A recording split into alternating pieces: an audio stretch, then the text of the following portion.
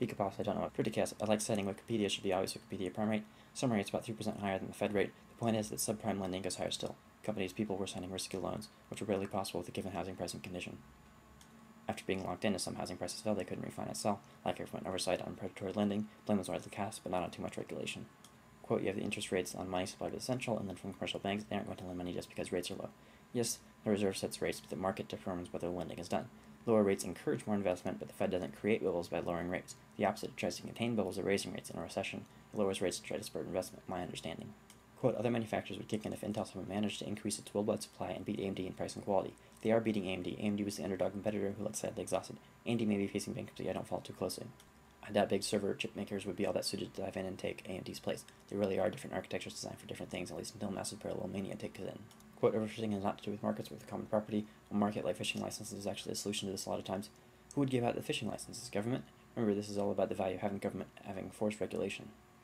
Pico, okay, I'm very sympathetic to reducing the size of government, which sucks more production in some undeveloped countries than the 50% of developed ones, but I haven't read much into anarchism to know how compelling their case is. I started this thread because you were saying governments were the ones that fix child labor in rich countries.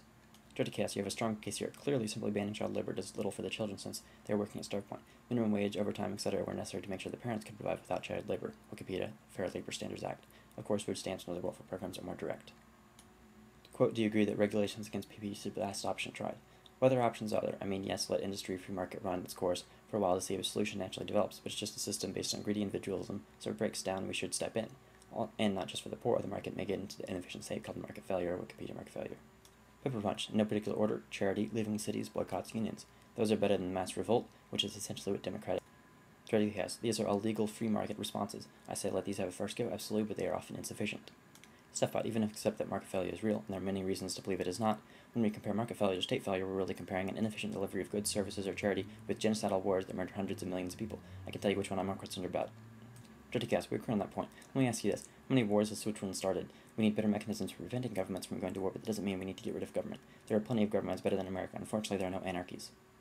Pepper Punch, the mechanism to prevent government from going to war boils down to the people's minds. That's why I say we are an anarchy and that our minds are still needed to maintain the government. I don't consider anarchy the equal lack of government, since government exists in every thinking individual handling their actions, how other actions can affect their shared world. Now that I've hopelessly blurred the definitions I see, I shouldn't use these terms.